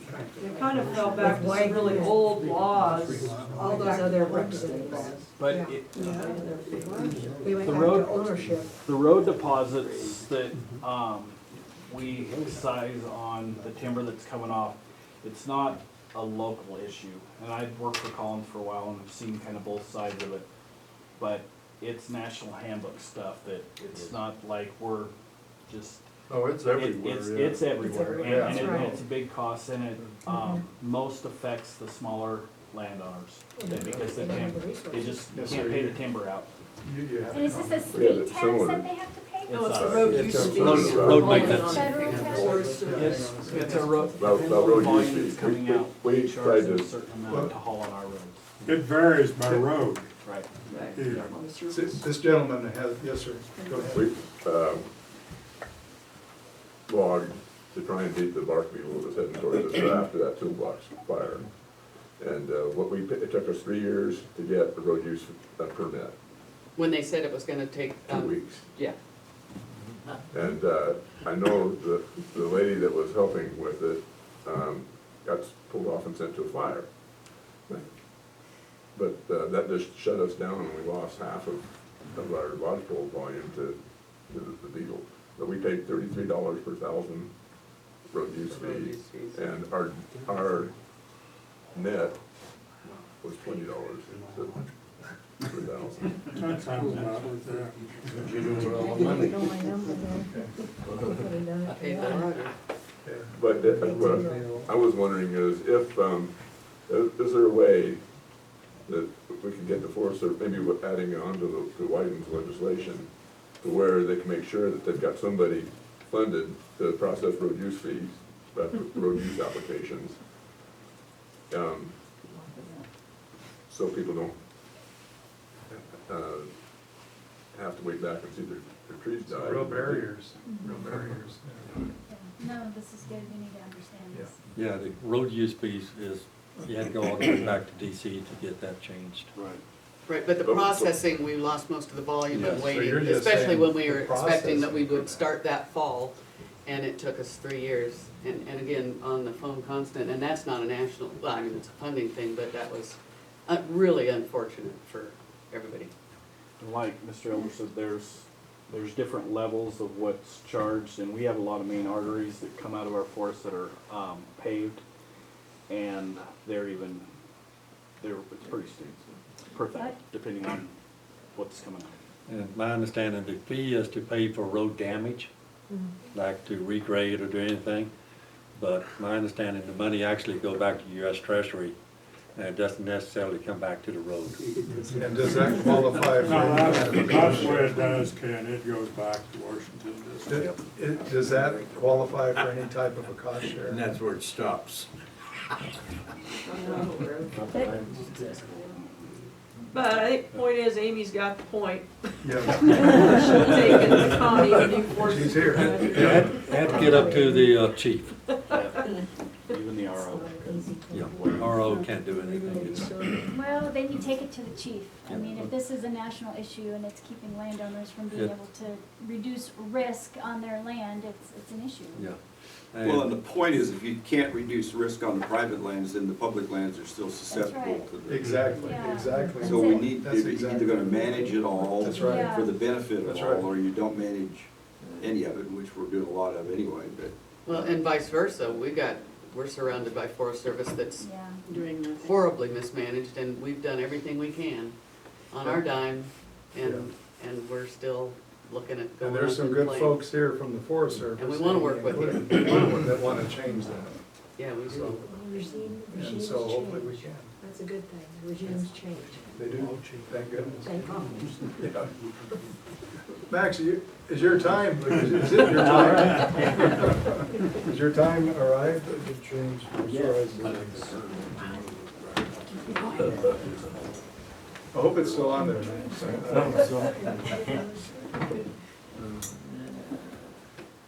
Do you see it? Good. Whoa. Good. Oh, there it is. Let me put that remote back in there if you want to use it. Just open it here. So here's your remote.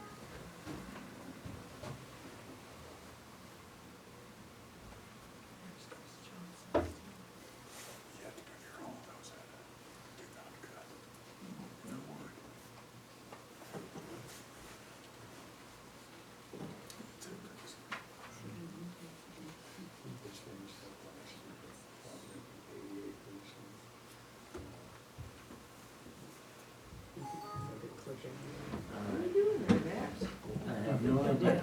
It's not my computer. The settings. Trying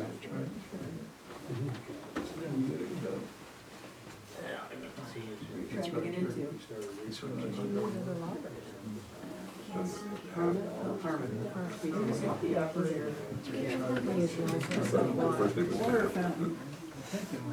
Right on, that's where I went, they almost half, but pretty poopy water, but at least they did. Thank you for your time. That's right, we had talked to him. Yeah, go, yeah, there you go. This, the next one is right. I think he was at a Klamath Falls, but he had a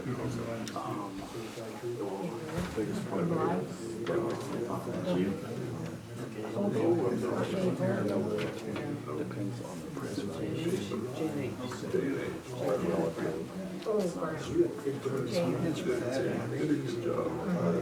We used Nelson's, so he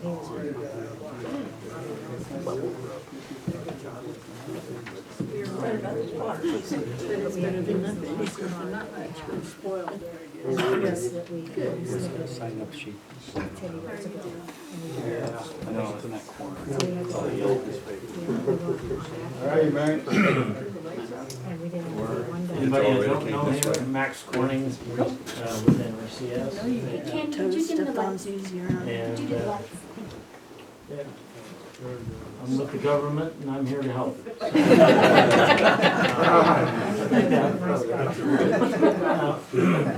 So, forest health, resilient landscapes, we're hearing a lot of that now. But from the NRCS perspective, we only work with the non-industrial private forest lands. So if you have a big mill, you're out of luck. Just a little background here. Oregon NRCS, about 6 years ago, adopted a new program called Strategic Approach to Conservation, where we can work with other agencies and private landowners to get conservation on the ground. And through our local working group, locally led process, back then, we worked together to come up with what the priority natural resource concerns were for the Lake County. And so a lot of that has been juniper encroachment on rangeland, on sage grouse and mule deer habitat. We've been working with that quite a while now.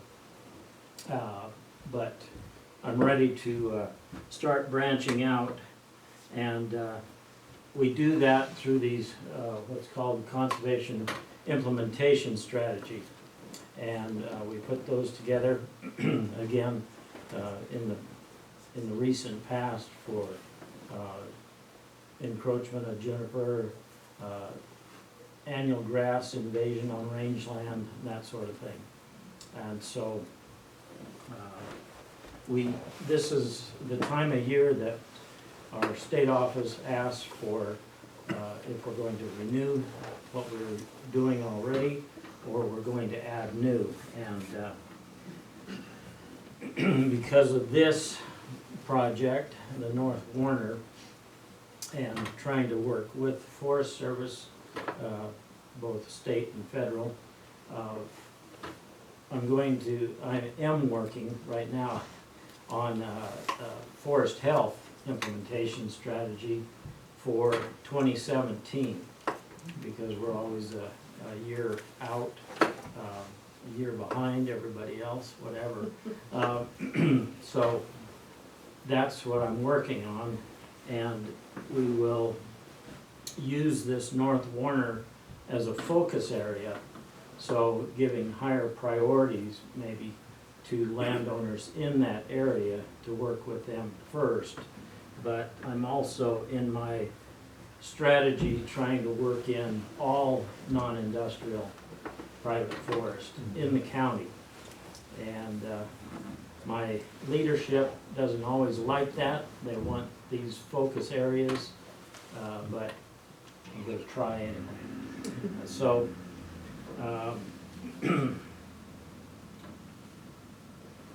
through our Farm Bill financial assistance programs is how we get funding to fund these implementation strategies and get work accomplished. And our main one is this Environmental Quality Incentive Program. It's been around for several years now, quite a few years, and been in quite a few of the past farm bills, and it's continuing to be the main program that we can work on our local priorities. But Joint Chiefs Landscape Initiative's already been mentioned, and that's where we would look at this. But the implementation strategy that I put together is also a key part to getting this Joint Chiefs funding. You have to have the private lands and the federal lands in these Joint Chief proposals. So it's, you know, it's been a couple of years now that the Chief of NRCS and the Chief of Forest Service collaborated to get additional funds to do these landscape scale projects. And from NRCS's standpoint, it's money coming from the EQIP program at a national level and not at our state level. So it's an additional pot of money that can come in.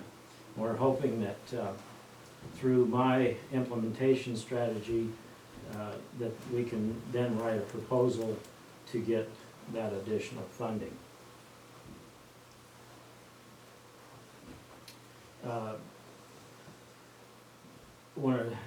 Don't want to bore you with this, but this is our process when we get into these implementation strategies. I have to submit it next week, actually, end of next week, and to our state office. They have a review team, looks through all the ones throughout the state that come in, and hopefully if it's accepted and approved for funding in 2017, then we announce an application period. We take applications through our Farm Bill programs year-round, but we announce a cutoff when we just stop taking applications briefly and get into screening and ranking those applications that are on file. The screening part is, say, somebody in the North Warner would have a higher priority than somebody outside of that, but we might give those outside a medium priority because they're still trying to do good things on private forest lands outside that. The ranking is several different factors, cost involved, the resource concern, and what we're doing for practices to solve that problem. The higher priority applications are then we get into, if they're approved, we get into a conservation plan, which the forest management plan has been mentioned, and we would certainly glean off of that, get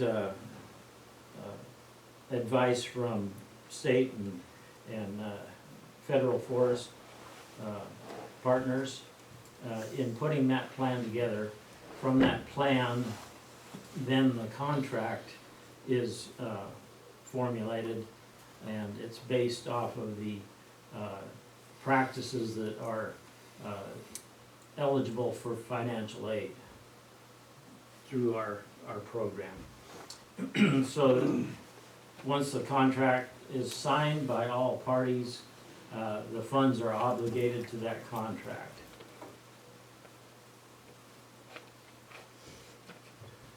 We come up with our practice specifications, and we have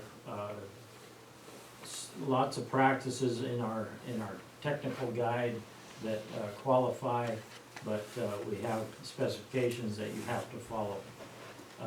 The cultural resource and threatened and endangered species clearance, that has to be done because we are providing technical assistance and financial assistance to you.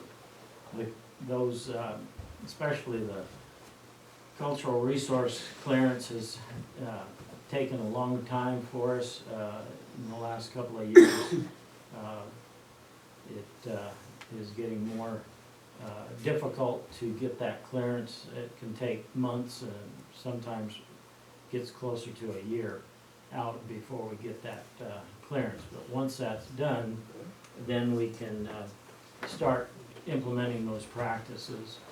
The landowner can do the work themselves or hire it done. And once the practice is completed or a project is completed, we go out, make sure it meets our specifications, and then we can make the payment.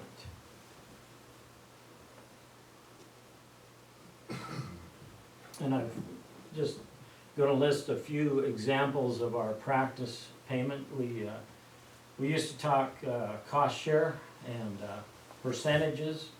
Now we just have a practice payment schedule that we have set amounts that we pay for that practice, and they are established at our regional level. So we're looking at California, Oregon, Washington, and we have economists at the regional level that are going out, finding out what practice costs, and coming up with an average. And that's the amount that's applied to it. So in the practice schedule, forest stand improvement is the practice, and then I'm just showing a couple of the components. So pre-commercial thin, using chainsaws and a light stand, and you can see the amounts there per acre that we would pay. The wildlife fire and forest health is just a more dense stand, smaller stem. I think it's 4-inch diameter and less. Christian? Yeah. So this is a reimbursement, right? The landowner has to expend the funds first, and then gets Normally, reimbursed? yes. Yep. And then is that a percentage, or is that just what That's they just a get? flat rate. Flat rate? Flat rate, yep. Along with these types of, forest plans, we have some slash treatment in there. And so, again, you can see those differing amounts.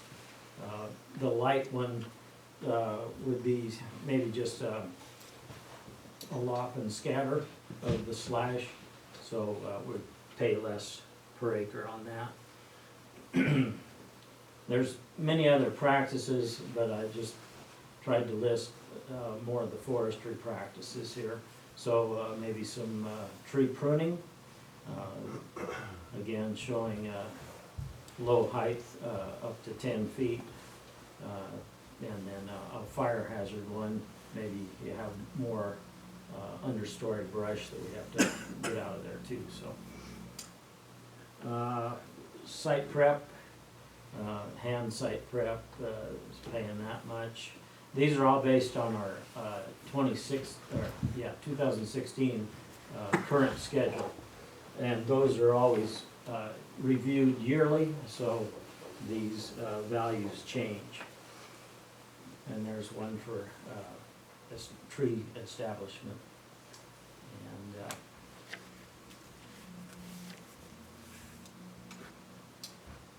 what I have. Max, I had a Go question. ahead. So does it matter if commercial volume was removed from the stand? Does that influence the? No, not really. I just wondered.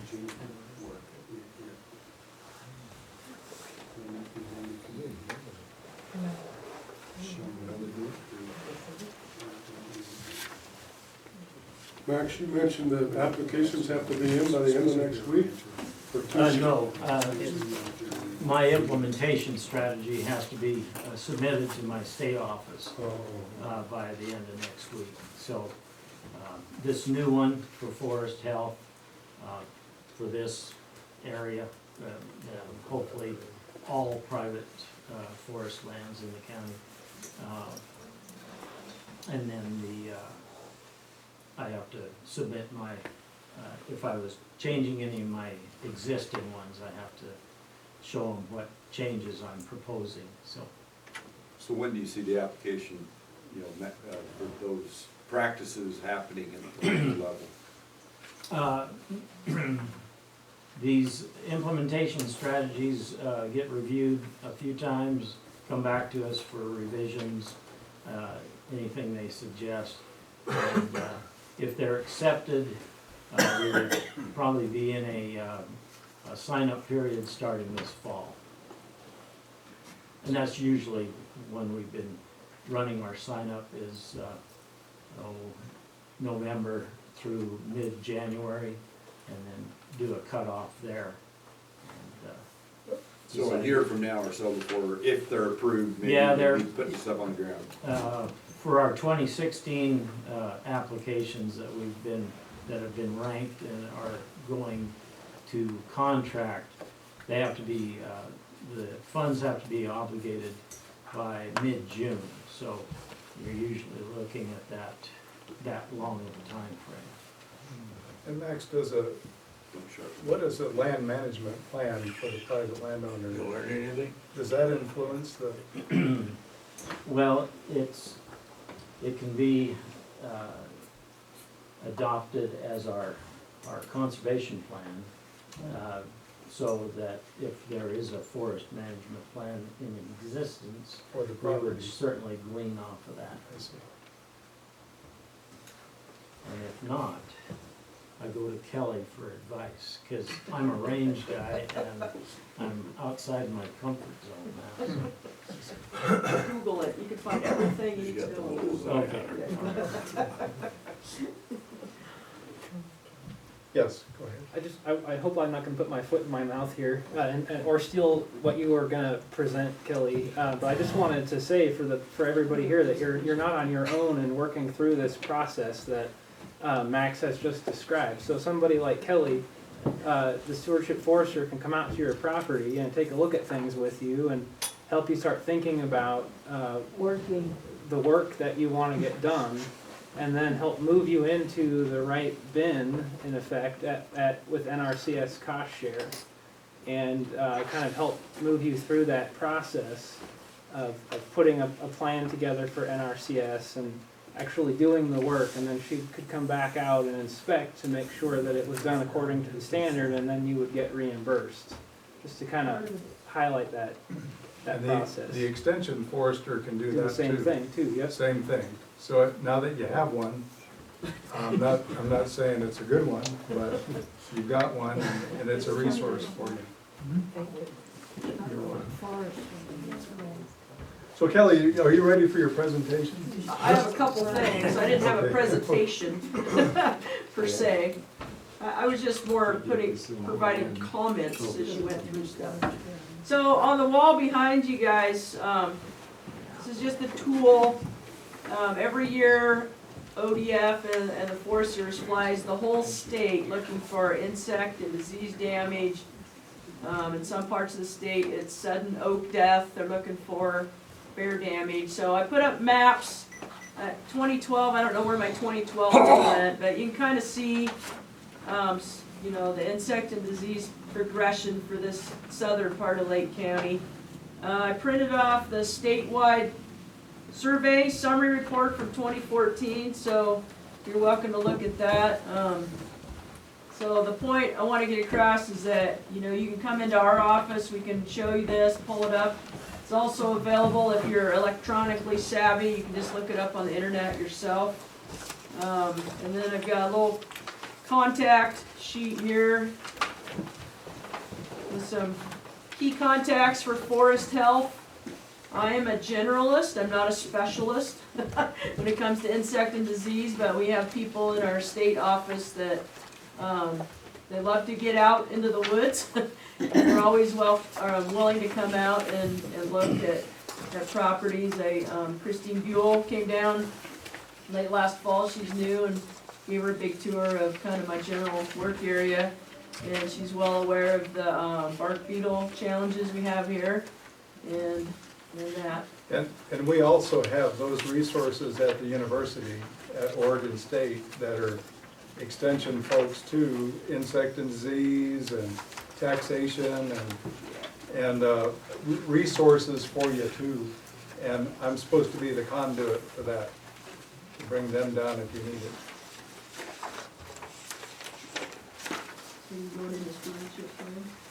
So I just wanted to, again, mention these plans.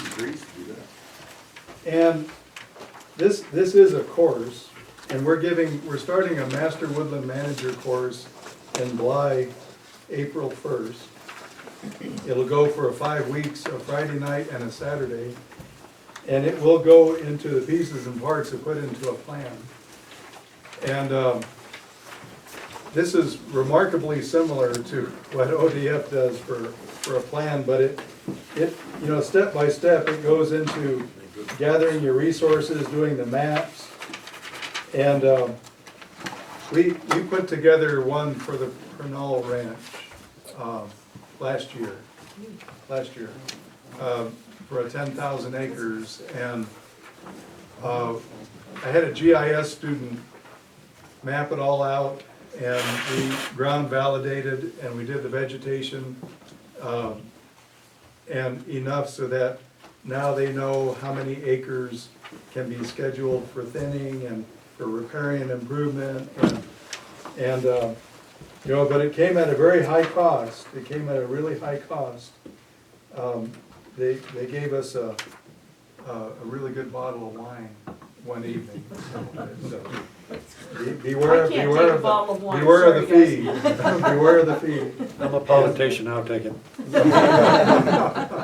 But that's our job, and this is a step-by-step of the plan. It's all online, but you know, we walk you through it, and for stewardship. But the main thing is that it's based on what your objectives are.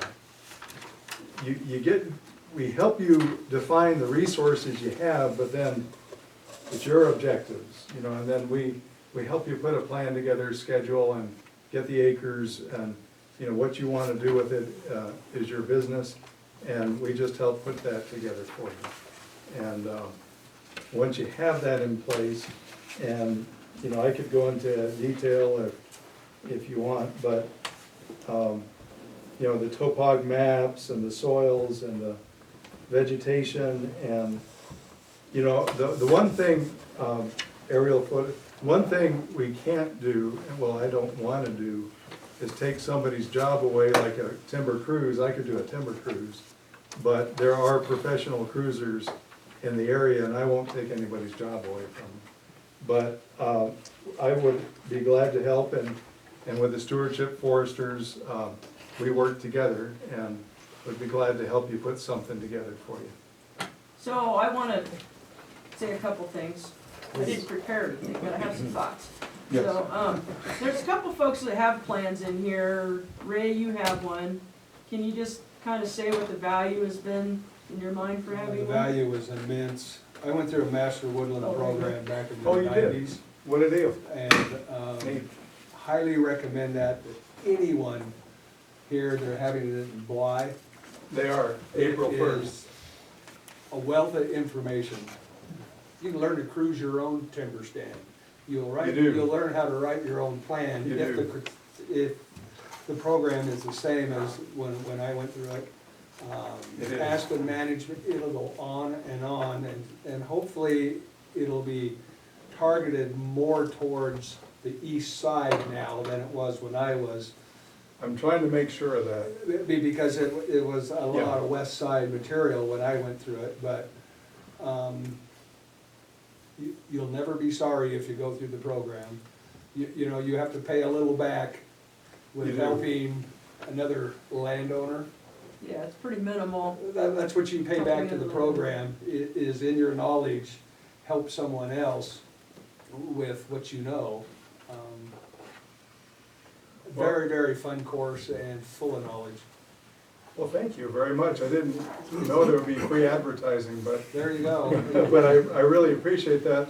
And what it is, it's a, like I said, it's a 5 weeks, and each Friday night and Saturday, we bring a specialist in, whether it's on taxation, whether it's on logging systems, whether it's on insect and disease, whether it's on each time, and we go out into the field and check a site. So on the basic forestry, you know, we'll teach you the tools to do the density management, and, you know, to get the diameters and the density and trees per acre, and to do your own volume estimations. You know, that's part of the course. And, you know, if it's April 1st, if you have time and want to do it, there's supposed to be a deadline, but I don't care about deadlines. If you wanted to show up there April 1st, you're more than welcome to. That's when it starts, but then it's what, 10 weeks? No, it's only a 5. 5 weeks? Yeah, Yeah, it's like a half a day yeah, each week.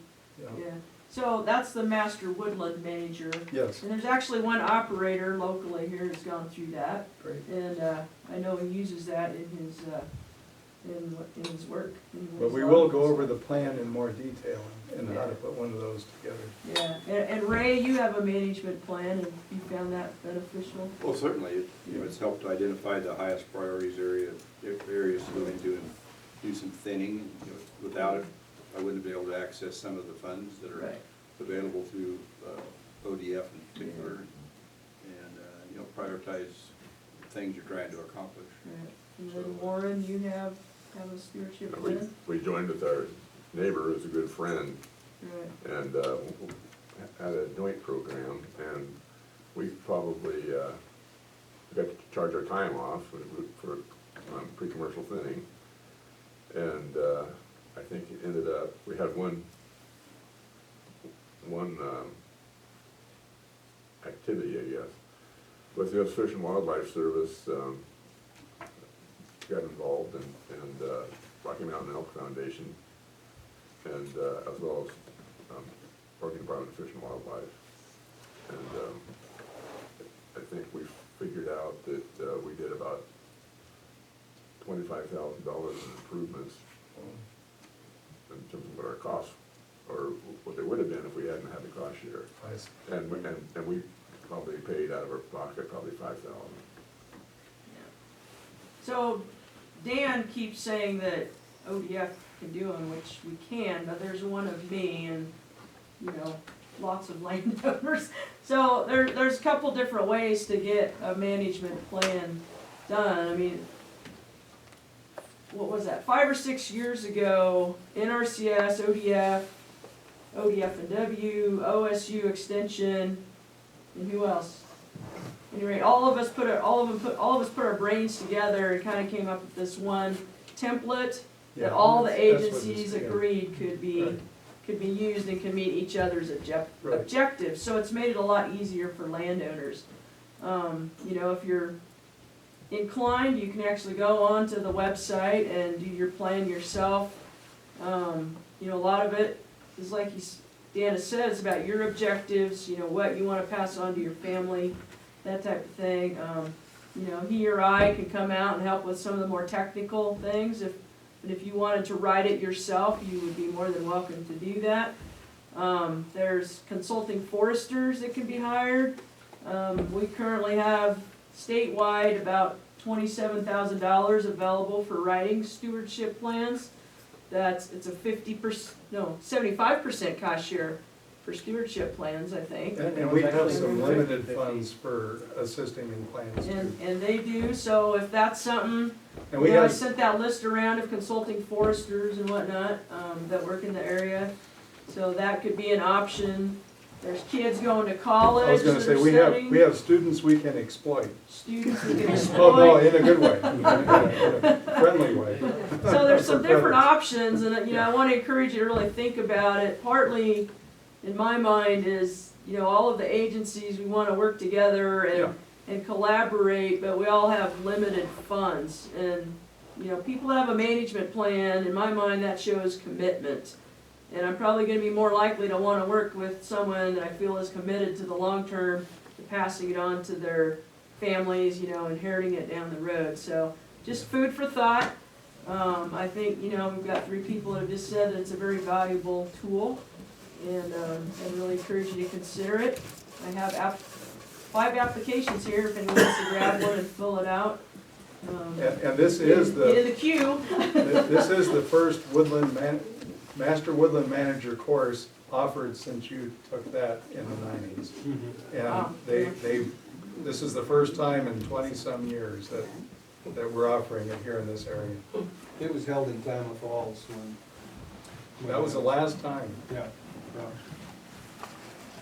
So, you know, I can do one, but like I said, I've had the Adamses in a shoebox in my office for like 4 years now. So it's a work in progress. If you're in a hurry, don't count on me.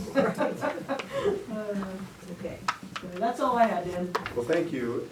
Amy, is there anything else? Anything else? I'm 5 minutes over. Respect your time. But that's what we have tonight for you.